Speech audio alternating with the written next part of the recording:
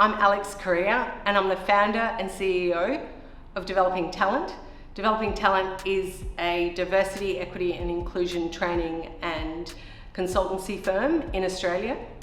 Developing Talent is proud to be partnered with AKD Solutions in Australia. We partner with AKD by delivering Equally Yours, which is a cornerstone piece to our consultancy and training business. In Australia, it's about bringing the conversation to workplaces and boardrooms. It's about developing confidence in leaders when it comes to navigating what is a complex discussion around diversity, equity and inclusion. Hi, I'm Akin Thomas and I'm the founder and CEO of AKD Solutions. We're an international organizational change consultancy and we specialize in research, learning and development and consultancy. We're really proud to be working with Alex and Developing Talent in Australia. They are our partners, our international partners who work with us to deliver Equally Yours into Australian workplaces where we're bringing a really transformative, disruptive and engaging way of learning about diversity, inclusion and equity.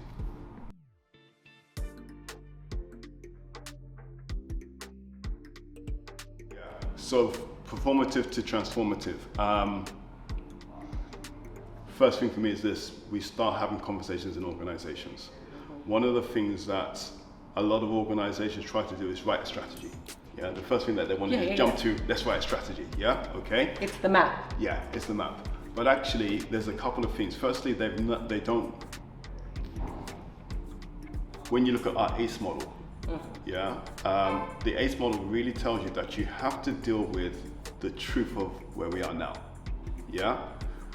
And that means we have to maybe uncover some stones and look at some things which may be some hard truths before you get into the writing of documents, because there are people who are potentially hurting, who have been wounded, who have been scarred, and by just jumping forward, and I understand that the intention is right, but often what you do is that you don't take the organization with you.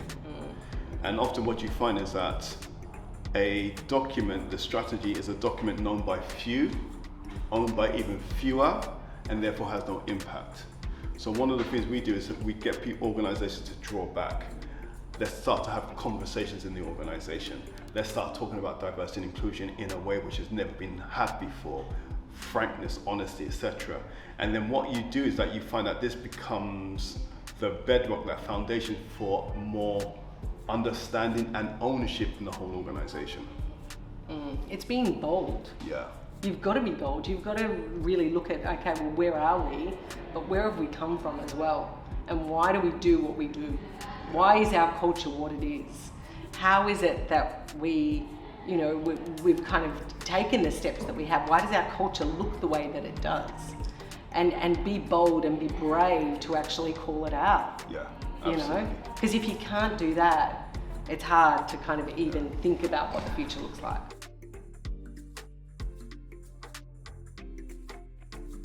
So I think, particularly for organisations that are working at an international level, they've got offices in different countries. I think the challenges that they're facing are that some are more progressive than others, just because of the society that they live in. And one of the things that I've seen in, just talking to you and the team is clearly that there is different language being used here in the UK to what we might consider okay in Australia.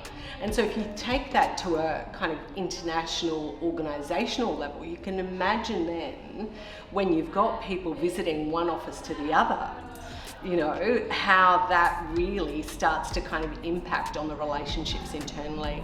And then we talk about, well, what is that culture? Is it a culture of the organisation as a whole? Or then are we starting to talk about kind of more local and micro cultures? Yeah. So I think that's a really interesting one from a DEI perspective. And yeah. Absolutely. We talk about global, local. Yeah.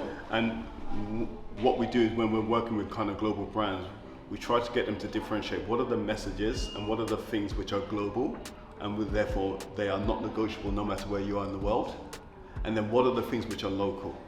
Because like you said, there are certain things which the law, the law is the law in that country, so therefore you have to respect the law. But then there's customs and culture, which you've also got to have the nuances too as well. And it's about helping organizations navigate that, because it's actually, D&I is tricky enough as it is, but when you've got that kind of matrix of the kind of global and local, it's even more complex. And that's where we try to do it. So for example, with Equally Yours, what we do is that we have this kind of content, which is no matter where you are in the world, you can ask these questions. Yeah, but then when we come and say, maybe when we're in France or when we're in India or when we're in China, these are the types of content that we can use easily in these nations because of the cultural nuances and because of legislation, etc. as well. Exactly, and the Australian version is exactly that. Yeah. It deals with those colloquialisms, it deals with the Australian norms, it deals with the Australian culture, and looking to define, well, what is Australian culture? Yeah, absolutely.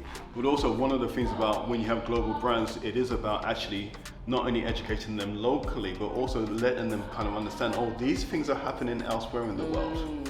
Yeah, because that actually has a big impact in terms of how the organization behaves as well, in terms of, actually, we weren't aware of that. That's interesting. That's something we need to think about. Yeah, and then it also makes them think about what is, I don't like using minimum standard, but what is acceptable wherever we are, because of the nuances. So those things are really, they're challenging, but it's actually quite an exciting challenge.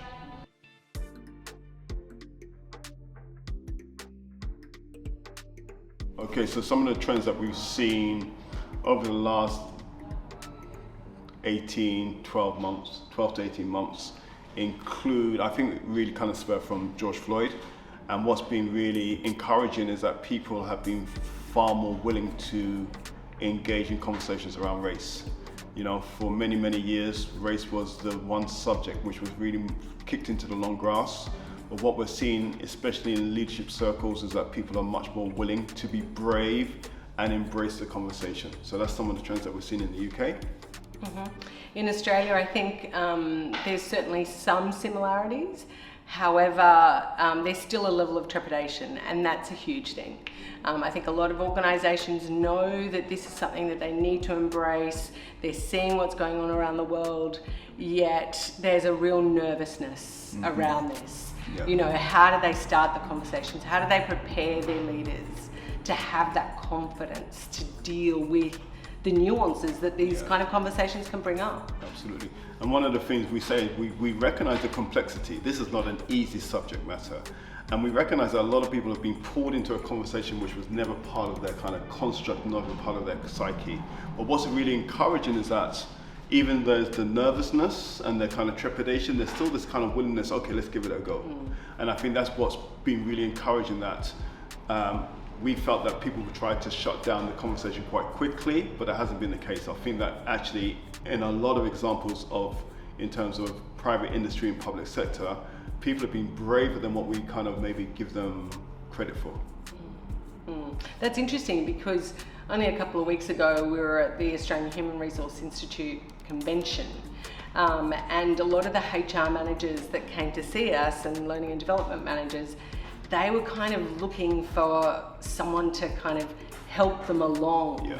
You know, they were kind of looking for that, hey, we know we need to get here, but you know, we're alone. You know, we're alone in the world of DEI in our organisation, so we kind of need our, not in a bad way, but we kind of need to know how we navigate this. So that's kind of, that's a key thing. And one of the things that we've done is that one of the ways in which we've approached this is that you're not alone. Often the diversity and inclusion managers you're the go-to person. And what we try to do is to approach this through a leadership lens. So rather than approaching it through a diversity and inclusion lens where people will look around for who's the diversity and inclusion manager, that's you, that's your job. But when you take it through a leadership lens, then suddenly this is your responsibility. And so that's one of the nuances that we've approached it with. So suddenly this is now all of our collective responsibility. So that's one of the things that we've done.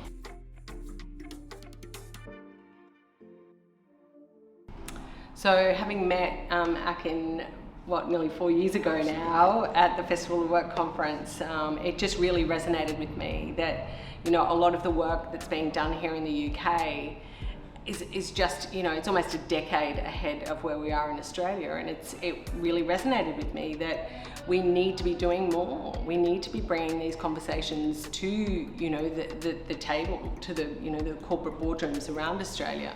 And so there was definitely that connection in terms of passion, purpose, and for me that's everything. When you know that what you're doing is actually making not just a contribution to your kind of local community and your clients and all of that, but you know it's actually making a difference to individuals. That's it.